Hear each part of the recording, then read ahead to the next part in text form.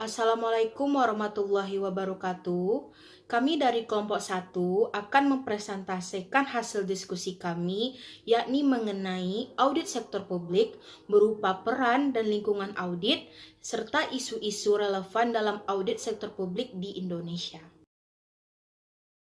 Baiklah, sebelumnya saya akan memperkenalkan dahulu anggota dari kelompok 1, yaitu ada saya Nisa Belzurah dan dua rekan saya, yaitu Edla Fredlina dan Yosi Ayu Pratiwi. Setelah kita masuk kepada pembahasan kita pertama, yaitu audit sektor publik. Terlebih dahulu, kita harus mengetahui apa pengertian dari audit sektor publik. Menurut Indra Bastian, audit sektor publik itu dapat didefinisikan sebagai suatu proses sistematik secara objektif untuk melakukan pengujian, keakuratan, dan kelengkapan informasi yang disajikan dalam suatu laporan keuangan organisasi sektor publik. Sedangkan menurut I Gusti Agung Rai, audit sektor publik itu adalah kegiatan yang ditunjukkan terhadap entitas yang menyediakan pelayanan dan penyediaan barang yaitu berupa pembiayaan yang berasal dari penerimaan pajak dan pemerintahan negara lainnya dengan tujuan untuk membandingkan antara kondisi yang ditemukan dengan kriteria yang ditetapkan.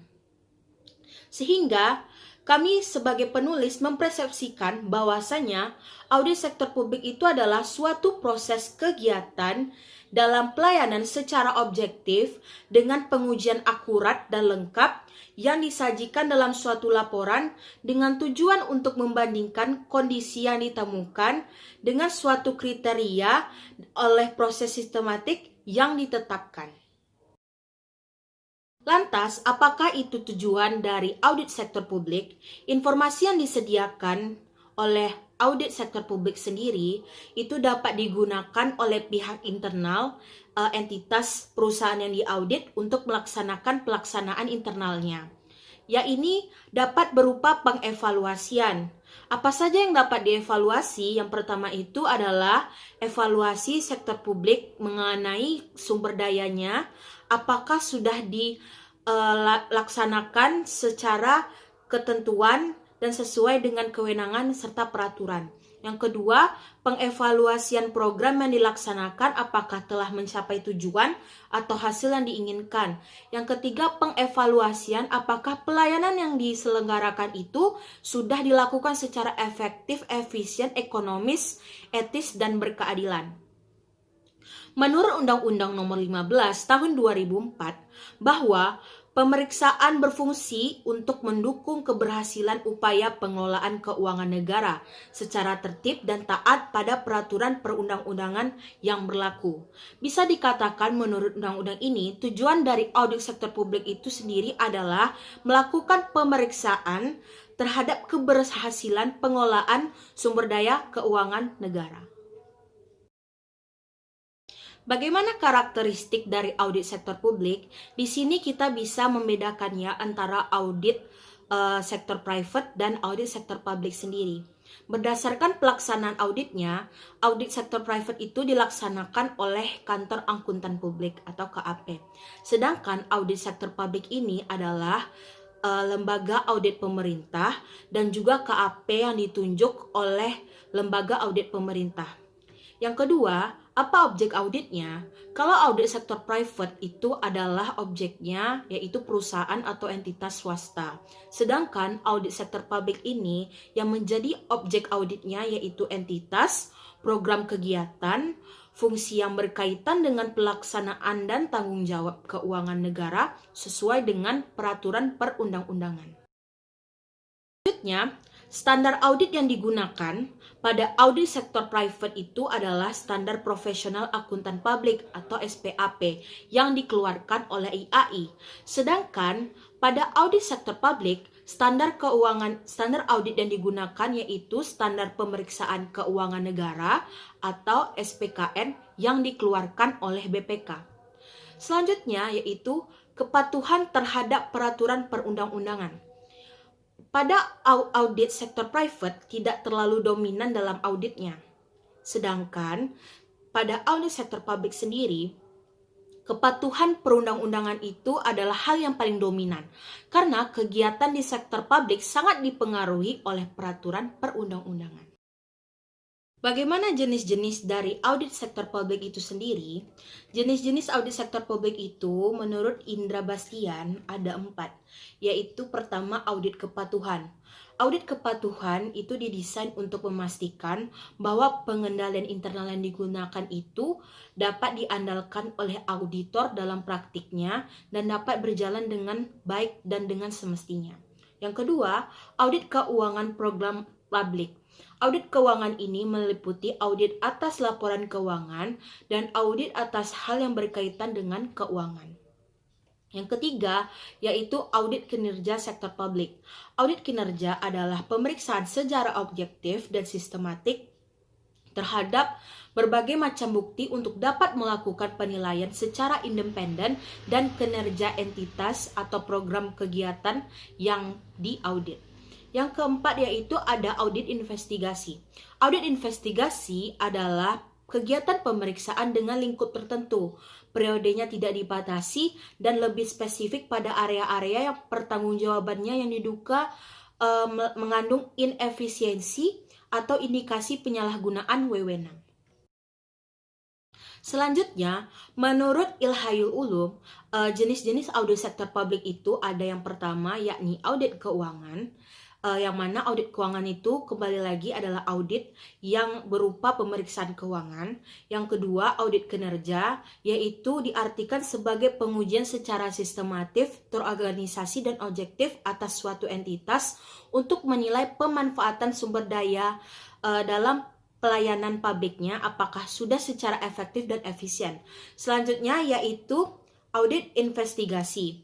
Didefinisikan sebagai audit dengan tujuan khusus, yaitu membuktikan dugaan adanya penyimpangan, yaitu dalam bentuk-bentuk kecurangan atau fraud, ketidakteraturan atau irregularities, dan pengeluaran ilegal atau illegal expenditure, atau penyalahgunaan kewenangan yaitu abuse of power di bidang pengelolaan keuangan negara. Selanjutnya, berdasarkan Undang-Undang Nomor 1 Tahun 2017, ada 3 jenis audit keuangan negara, yaitu audit keuangan, yaitu merupakan audit atas laporan keuangan yang bertujuan untuk memberikan keyakinan yang memadai atau reasonable assurance apakah laporan keuangan telah disajikan secara wajar. Yang kedua, audit kinerja, yaitu meliputi audit ekonomi, efisiensi, dan efektivitas.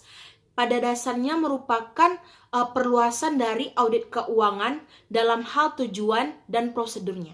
Selanjutnya ada audit dengan tujuan tertentu, merupakan audit khusus di luar audit keuangan dan audit kinerja yang bertujuan untuk memberikan simpulan atas hal yang diaudit. Berikutnya adalah apa saja standar audit sektor publik. Menurut buku Ilhayul Ulum, di situ menjelaskan bahwasanya ada 4 standar audit sektor publik yang ditetapkan oleh instansi yang berwenang, yaitu yang pertama, standar audit aparat pengawasan fungsional pemerintah atau APFP yang ditetapkan oleh Badan Pengawas Keuangan dan Pembangunan atau BPKP. Yang kedua, standar audit pemerintah atau Government Auditing Standard yang ditetapkan oleh Badan Pemeriksaan Keuangan atau BPK. Selanjutnya yaitu standar audit perbankan yang diterbitkan oleh Bank Indonesia, dan terakhir yaitu standar audit perbajakan yang ditetapkan oleh Menteri Keuangan Republik Indonesia. Assalamualaikum warahmatullahi wabarakatuh. Baiklah, saya Edla Fredlina akan melanjutkan materi yang membahas tentang peran dan lingkungan audit sektor publik. Di sini yang pertama saya akan menjelaskan tentang peran audit sektor publik. Audit sektor publik memiliki peran yang penting dalam perwujudan tata kelola pemerintahan yang baik atau good governance. Melalui auditing sektor publik dapat dilakukan tindakan pendeteksian dan pencegahan atas berbagai praktik korupsi, penyelewengan, pemborosan, dan kesalahan dalam pengelolaan sumber daya publik serta penyelamatan aset-aset negara. Kemudian auditing sektor publik ini tidak hanya cukup sebagai itu, sebab auditor memiliki keterbatasan kewenangan. Kewenangan auditor sebatas melakukan pemeriksaan, pemberian opini, serta penyampaian temuan-temuan audit dalam laporan hasil pemeriksaan. Oleh karena itu, auditing sektor publik harus didukung oleh aparat penegak hukum yang lain seperti kejaksaan, kepolisian, dan kehakiman. Auditor sektor publik juga tidak memiliki kewenangan dalam mengawasi perencanaan. Terkait dengan hal ini, auditor sektor publik harus didukung oleh lembaga legislatif yang berwenang melakukan fungsi pengawasan terhadap persekutif sejak tahap perencanaan, pelaksanaan, maupun pertanggungjawaban. Kemudian dalam hubungannya dengan masyarakat, auditing sektor publik berperan sebagai pemegang fungsi atestasi berupa pemberian opini auditor. Fungsi atestasi adalah untuk memberi jaminan yang memadai untuk menyatakan pendapat atas laporan keuangan yang disajikan oleh manajemen. Maka dengan demikian, auditor sektor publik pada dasarnya berperan dalam mewakili dan melindungi kepentingan rakyat dan pemangku kepentingan lainnya dari memperoleh informasi keuangan yang salah dan menyesatkan. Selanjutnya saya akan menjelaskan tentang lingkungan audit sektor publik. Karakter audit sektor publik dapat dikupas melalui artikulasi definisi frase sektor publik. Terlihat jelas dalam arti luas, sektor publik disebut bidang yang membicarakan metode manajemen negara. Sedangkan dalam arti sempit, sektor publik diartikan sebagai pembahasan pajak dan kebijakan perpajakan. Dari berbagai sebutan yang muncul tersebut, audit sektor publik dapat diartikan sebagai berbagai disiplin ilmu yang umumnya berbeda satu dengan yang lain. Kemudian perbedaan dari sudut pandang politik, administrasi publik, sosiologi, hukum, dan ekonomi sering mengakibatkan tumpang tindih batasan. Perkembangan yang ada saat ini dimulai lebih ke arah pendekatan yang dipilih seperti gender, politik ekonomi, kepemilikan atau equity, akuntabilitas, dan hak asasi. Atau dengan kata lain, pengertian cakupan sektor publik dapat disimpulkan longgar dan luas. Perkembangan paradigma kepemerintahan di berbagai negara yang bergeser dan berproses dari ruling government menuju ke arah governance dan penciptaan administrasi pemerintah yang berhasil berdaya guna dan berkeadilan telah membuka kesadaran bagi setiap orang, terutama aparat pemerintah untuk senantiasa tanggap akan tuntutan lingkungannya dengan berupaya memberikan pelayanan yang terbaik secara transparan dan berakuntabilitas. Baiklah, saya Yosi Ayu Pratiwi akan melanjutkan materi selanjutnya, yaitu tentang isu-isu relevan dalam audit sektor publik di Indonesia. Ada 3, yang pertama yaitu prosedur auditing, asersi, laporan keuangan, dan kinerja. Yang kedua yaitu kode etik auditor sektor publik. Dan yang ketiga, permasalahan terkini auditor sektor publik. Baiklah, kita masuk yang pertama yaitu prosedur auditing, asersi, laporan keuangan, dan kinerja. Yang pertama, prosedur auditing. 4 tipe prosedur audit yaitu meliputi inspeksi, observasi, penyelidikan, dan juga konfirmasi.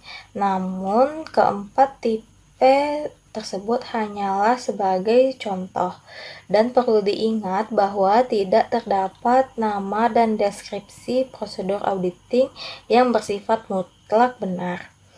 Yang kedua yaitu peristiwa, kemudian, dan kaitannya dengan prosedur auditing.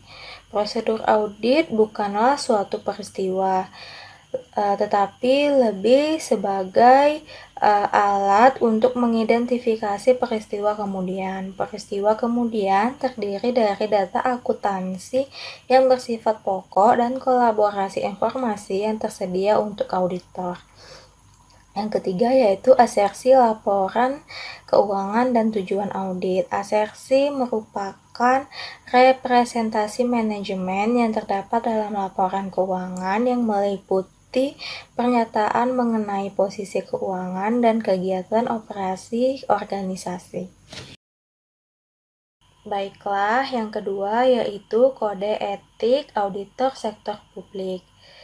Sudah menjadi hal yang biasa bahwasanya di lingkungan BPK Republik Indonesia terdapat para pegawai yang melakukan tugas pokok pemeriksaan yang dulu dikenal dengan istilah pemeriksa dan sekarang dikenal dengan istilah auditor atau lebih tepatnya auditor sektor publik.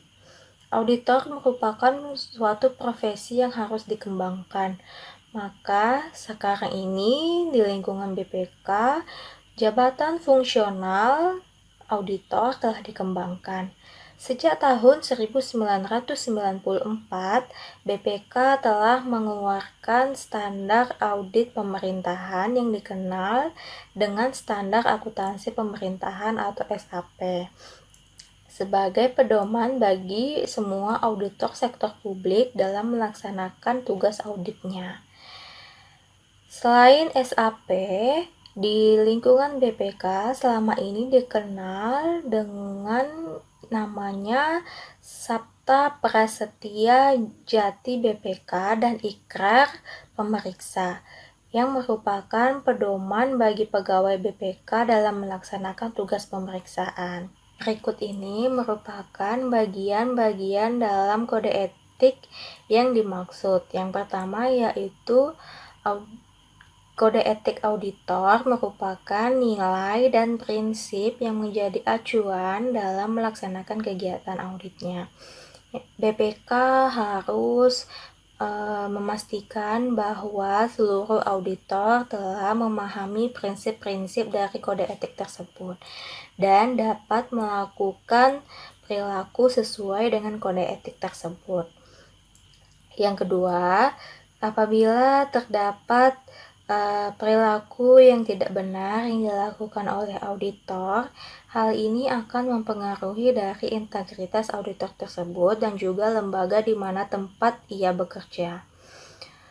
Kualitas dan validitas tugas pemeriksaannya pada situasi yang tidak menguntungkan, dan juga hal ini akan mempengaruhi dan membuat keraguan terhadap keandalan dan kompetensi lembaga pemeriksa tersebut.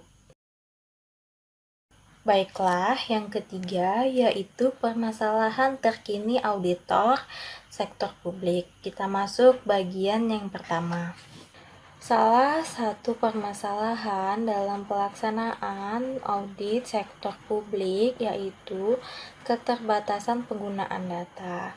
Data yang digunakan ditujukan untuk mengetahui terlaksana atau tidaknya program organisasi. Data organisasi yang diaudit selama ini hanya sebatas data internal organisasi yang bersangkutan. Sebagai contoh, audit yang dilakukan di pemerintahan daerah. Maka, data yang diaudit hanya menggunakan data keuangan pemerintah daerah saja. Hal ini berdampak terhadap terbatasnya manfaat hasil laporan audit, baik bagi organisasi yang bersangkutan dan juga organisasi lainnya yang terkait. Yang kedua yaitu kritikan terhadap kinerja dan profesionalisme auditor sektor publik. Hal-hal yang mempengaruhinya yaitu pertama, apakah aturan yang mengatur profesi auditor dapat membuat auditor menjadi benar-benar independen. Kedua, yaitu apakah standar audit yang saat ini diterapkan apakah sudah cukup untuk melindungi kepentingan publik. Di dalam SPKN standar umum kedua disebutkan bahwa dalam semua hal yang berkaitan dengan pekerjaan pemeriksaan, organisasi pemeriksa, dan pemeriksa harus bebas dalam sikap mental dan penampilan dari gangguan pribadi, eksternal, dan organisasi yang dapat mempengaruhi independensinya. Oleh karena itu, organisasi pemeriksa dan para pemeriksanya bertanggung jawab untuk dapat mempertahankan independensinya, sehingga simpulan, pendapat, dan rekomendasi dari hasil pemeriksaan yang dilakukan tidak memihak pihak manapun.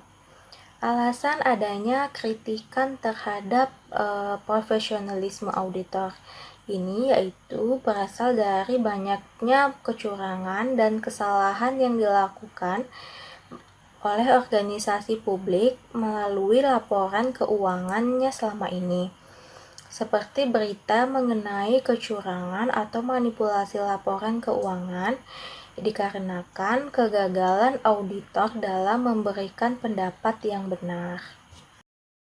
Demikianlah hasil diskusi yang dapat kami sampaikan. Semoga diskusi ini dapat bermanfaat bagi teman-teman semua. Assalamualaikum warahmatullahi wabarakatuh.